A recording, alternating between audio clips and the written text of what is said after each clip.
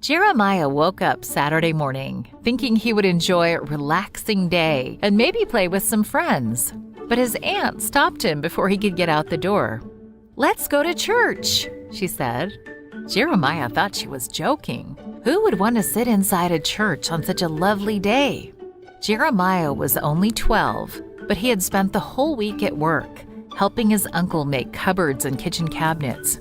He hadn't been in school since the 3rd grade, when his father had been badly injured in a car accident and he had moved in with his uncle.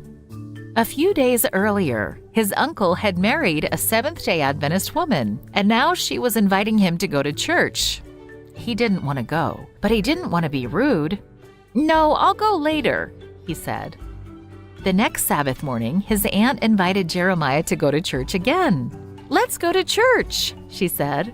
Jeremiah didn't want to go, but again, not wanting to be rude, he said, "Later." The next Sabbath morning, she invited Jeremiah a 3rd time. "Let's go to church," she said. Jeremiah didn't want to go, but when he opened his mouth, he found himself saying something that he hadn't planned to say. "Let's go," he said. His aunt was very pleased. Jeremiah was surprised to find out that he too was pleased that he went. The whole Sabbath worship service was led by children. Children wearing green pants, white shirts, and yellow scarves marched into the church, sang at the front, prayed, and preached the sermon. It was Pathfinder Day at church, and the Pathfinders led the Sabbath worship service. Jeremiah had never heard of the Pathfinder Club, but he wanted to join. He liked the uniform of green pants, a white shirt, and a yellow scarf.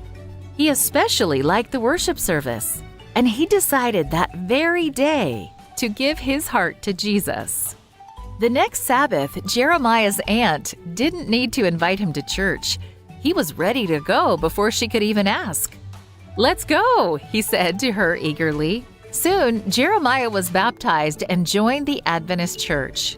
One day, a boy at church told him about the local Adventist school. Jeremiah wanted more than anything to study there, and he begged his uncle for permission to go. His uncle agreed. Today, Jeremiah is finishing 12th grade, and he couldn't be happier. But do you know who might be even happier? His aunt.